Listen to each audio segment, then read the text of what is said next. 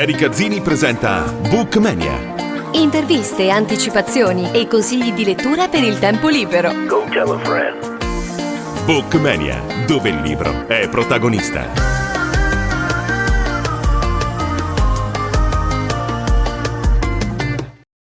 Un saluto a tutti e bentornati all'appuntamento con i libri. Quest'oggi parliamo di un thriller davvero mozzafiato uscito da pochissimo per la casa editrice Fanucci, ovvero TimeCRIME, il marchio dedicato al genere thrilling e noir. Mi riferisco a Regola numero 1, non morire, di Volker Klüpfel e Michael Kobr, e abbiamo davvero il piacere di averli i nostri ospiti. Hello and thank you for this interview. Hello, buongiorno. Hi. Thank you. They speak also a little Italian, parlano anche un po' l'italiano, quindi è davvero un piacere particolare averli qui con noi. I loved your book. It's full of adrenaline, and till the end we have continuous surprises. First of all, what's the genesis of this story? What was your inspiration? Well, first of all, in our daily lives, we write police novels, more of the cozy type. You know, they're based here in our area, in the Allgäu, peaceful area south of southern Bavaria here, and they're full of humor. They're full of local flavor, kind of. And so, Regola numero uno was the counterpart to these novels. You know, harder, faster, and more the serious type of book. Yeah, the inspirations we had actually were two topics we were fascinated of: the Foreign Legion and the prepper or survivalist movement. And we wanted to combine these two and came up with this story. In your book, we meet a very uncommon family who lives in a forest without home and constantly run away. Can you tell us more, without spoilers, about Cayenne and her brother Joshua? Yeah, they're two teenagers, sister and brother, children of color, by the way, and they lost their parents when they were little kids, and now they're living with Stefan, a strange guy who takes care of them, who gives them survival training, and he provides food for them and a place to sleep and certain kind of homeschooling, so very actual now. And but first of all, he trains them in martial arts and in kind of survival techniques and self-defense. Yeah, so they're living in Germany illegally on a campsite, and sometimes also in forest. And Stefan, he always tells the kids that they always have to be alert and have to be aware of everything, because he says that somebody could be on the hunt of them, could be after them, and when these enemies find them, they will kill the kids and maybe Stefan too. Also, Stefan is an interesting character. May you tell us more about him, something? Stefan, he's kind of a hurt character. He's done very bad things. He has lived through traumatic experiences, and he always thinks the world's a bad place, and so he raises these two kids in the awareness of these dangers they are surrounded by. Maybe he's got a very too narrow look on the world, that particular kind of. He's a strange guy. He's ancient member of French Foreign Legion. And you know, he's you should not spoil us so much, Michael. Yeah, you're giving away all the plot points. I mean, it's just me, but oh, we are curious. You know, he's always wearing these camouflage clothes, and he's doing these survival things, and he's raising the children, but without any love or without any empathy. and that makes him so strange and so scary too. In your book, we can see two very different worlds, the prepping or survivalism one, and the energy lobby. Why you choose these two worlds so far apart? Well, we needed a kind of, to see these prepper movement in action, to actually see them having to live what they learned, to be we needed to break down in civilization, and the most probable breakdown we found out would be a breakdown in power supply, and we learned a lot about this, how this works, and how easily this balance of power supply can be destroyed. And so we found we have to combine these things to make them have to flee into the woods. And it was a little bit the fascination of the clash of these two worlds that made it so interesting for us, because they got a common point in one of Stefan's former friends, and then the readers get a closer look on the two worlds, and on the second look they are not that desperate or disparate anymore. So the structures or the rules are both hard and savage and brutal, maybe. Yes, there are two words, both interesting, and the setting is unusual. Why you decide to set the story in a natural context, and this context is real? Yeah, that's a little bit what Volker said, because when Stefan and the kids are affected by their enemies, they have to go into the forest, because that's the place where they can show their real strength. They're in the bush and in the woods. They're better than anybody, because they know all the techniques, and they're well trained. So that's their home base, basically. And it became very real for us too, because in preparation for the book, we had to, see for ourselves how it is to live in the woods, and we went to a survival camp for 2 days, which was a very strange, unique, but necessary experience. Yeah, but we didn't stay overnight, so we came back the next day because it was cold and dark, and all the animals out there. We didn't want to leave our comfort zone. It was a hard experience.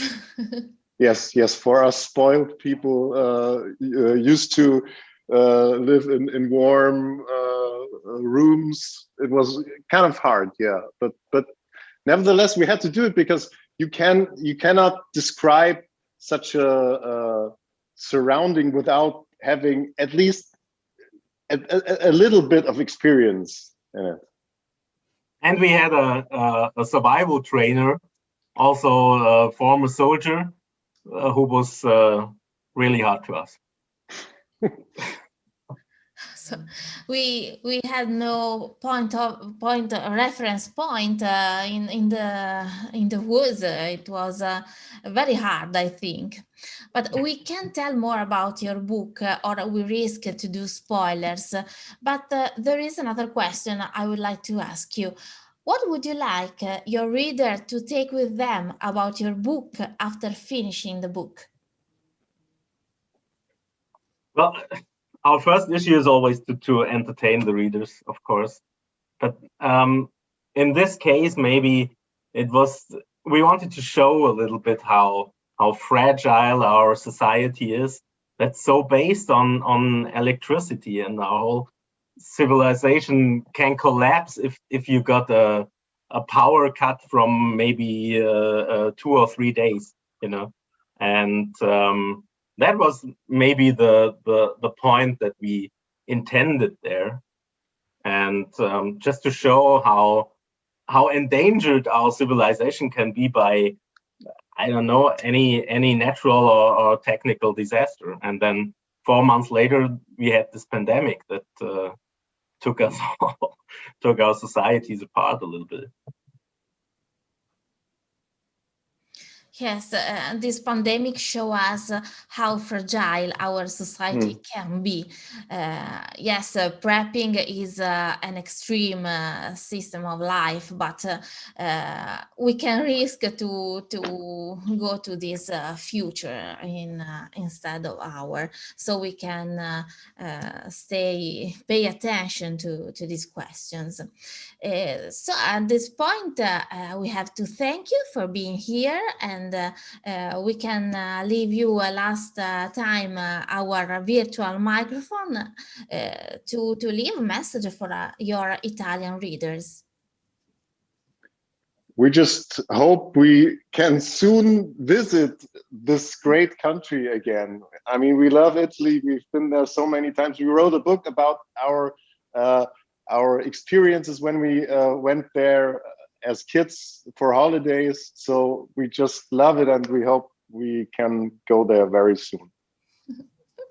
So, and if the Italians want to read something that we wrote, also some of the police novels are translated in Italian. So maybe we hope we can return. We had readings and so on, and festivals in Italy, and hopefully we can return there and meet our Italian readers. We hope it too, and so you can learn about Italian more, and then next interview will be in Italian. Sì, forse, perché no? Perché no? Grazie tante. Your Italian is better than my German language, so No, it's not. It's only enough to order pizza in a restaurant. okay. The more useful Italian words. That's the most important thing, to order pizza. So what else do you need? Yeah, nothing. Thank you to Volker Klüpfel and Michael Kobr to be here and speak about Regola numero 1, non morire. Thank you very much. Grazie, ciao. Grazie.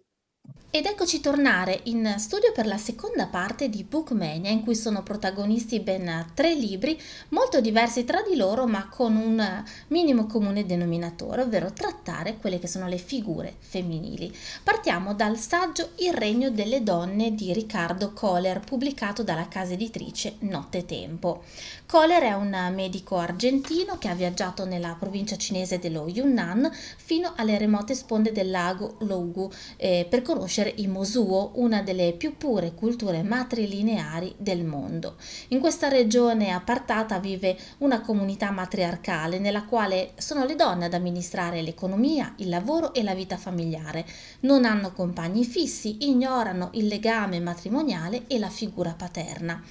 In famiglie dominate esclusivamente da madri e nonne, lo scrittore incontra uomini che ai privilegi femminili si sono felicemente adeguati, con poche responsabilità, nessuna iniziativa o spinta alla competizione e molto tempo per giocare a mahjong, oziare e fumare in riva al lago. Un mondo in cui i dissidi sono guardati con imbarazzo, la violenza è praticamente sconosciuta e la vita prende una piega impensabile. Il regno delle donne è un saggio molto interessante, non solo dal punto di vista antropologico, ma perché ci apre gli occhi su un mondo estremamente diverso eppure possibile, per farci capire che quelle regole che noi diamo per scontate, per essere naturali, lo sono solo come costrutto sociale. Un libro davvero interessante che consigliamo proprio a tutti. E storie di donne ce ne sono anche nel prossimo libro di cui parliamo, ovvero Il canto di Calliope di Natalie Haynes, pubblicato dalla casa editrice Sonzogno. In questo libro, sullo sfondo della terribile guerra di Troia, durata 10 lunghi anni, Natalie Haynes racconta altre storie, le storie delle donne che, al pari degli eroi maschili, hanno vissuto, sofferto e combattuto ogni singola battaglia del conflitto che ha segnato il mondo antico e la letteratura sino ai giorni nostri.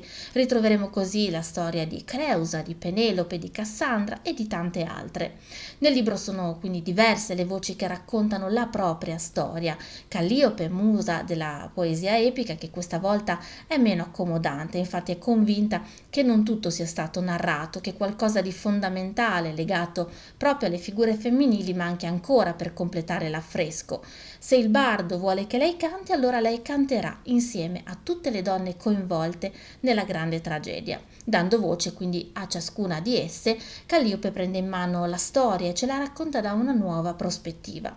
Ecco quindi che conosceremo Andromaca, Cassandra, Pentiselea, Clitennestra, che vengono alla ribalta con i loro pensieri, con i complicati risvolti psicologici delle loro scelte, con la sete di vendetta, la solitudine, la dignità di fronte alla morte. E poi tutte le altre, da Penelope a Briseide, da Creusa a Ifigenia, dalle troiane che vinte saranno rese schiave alle greche che attendono il rientro dei loro uomini, senza dimenticare le capricciose divinità che governano le sorti dei mortali.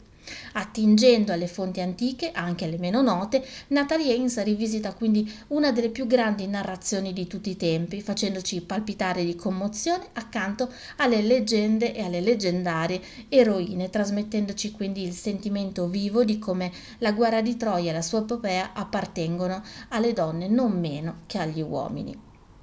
Natalie Haynes è scrittrice e giornalista, classicista di formazione, ha pubblicato diversi romanzi, tra cui The Amber Fury and the Children of Jocasta, oltre al saggio The Ancient Guide to Modern Life. È autrice e conduttrice della trasmissione Natalie Haynes Stands Up for the Classics per BBC Radio 4 e nel 2015 ha ottenuto il Classical Association Prize come riconoscimento per il suo lavoro di divulgazione dei classici. Il canto di Calliope, A Thousand Sheep, questo è il titolo originale, è stato finalista al prestigioso Women's Prize for Fiction 2020 ed è stato segnalato tra i migliori libri del 2019 da The Times and The Guardians.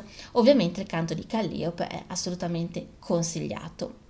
Infine torniamo a parlare di donne con il prossimo libro. Torniamo però alle nostre latitudini e ai nostri giorni con Le divoratrici di Lara Williams, appena uscito per Blackie Edizioni, a cui dobbiamo fare anche i complimenti per l'originalissima confezione che contraddistingue ogni loro produzione. Un libro bellissimo che ricorda anche la grafica di qualche tempo fa ed estremamente maneggevole nonostante anche il volume di pagine.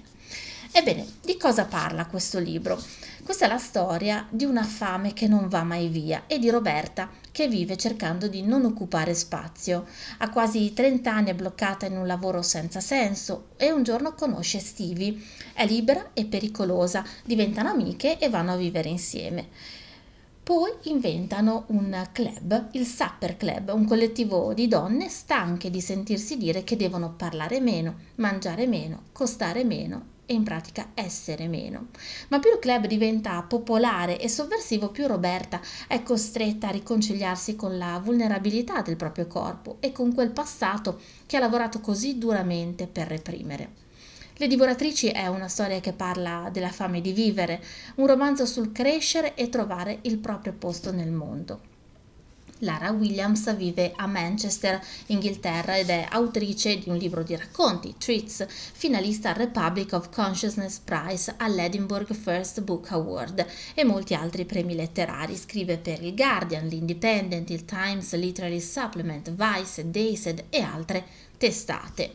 Le divoratrici, il cui titolo originale è proprio Supper Club, è il suo primo romanzo e l'autrice ha dichiarato che l'ispirazione per questo libro le è venuta durante un corso di improvvisazione teatrale che ha deciso di frequentare come terapia d'urto per combattere una fastidiosa e persistente timidezza.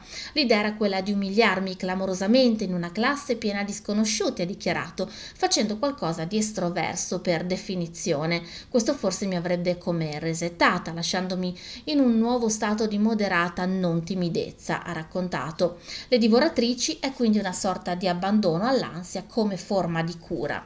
Quando ho iniziato a scrivere questo romanzo, continua Williams, ero interessata al tacito accordo secondo cui le donne sono incoraggiate a farsi piccole e come questo sia una parte fondamentale del recitare la femminilità in modo corretto, sia nel mostrarsi sempre compiacenti, sia nel reprimere la propria voce. L'appetito, nel senso più ampio, inteso soprattutto come desiderio verso il cibo o verso l'essere nutrite, mi è sembrato lo strumento di indagine giusto. Volevo esplorare che cosa succede se invece di farsi più piccole, chiedere meno, controllare i propri appetiti, le donne decidessero consapevolmente di guadagnare spazio con la propria voce o letteralmente attraverso il corpo, di acconsentire a tutto ciò che il corpo chiede in quantità maggiore.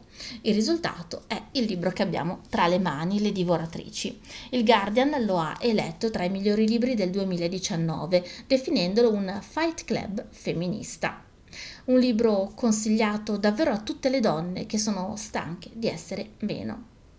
E con quest'ultimo libro abbiamo terminato anche l'appuntamento con Bookmania di oggi, appuntamento che è rimandato a giovedì prossimo alle 16:30. Un saluto da Erika Zini e un buon weekend di letture. Erika Zini presenta Bookmania. Interviste, anticipazioni e consigli di lettura per il tempo libero. Go tell a friend. Bookmania, dove il libro è protagonista.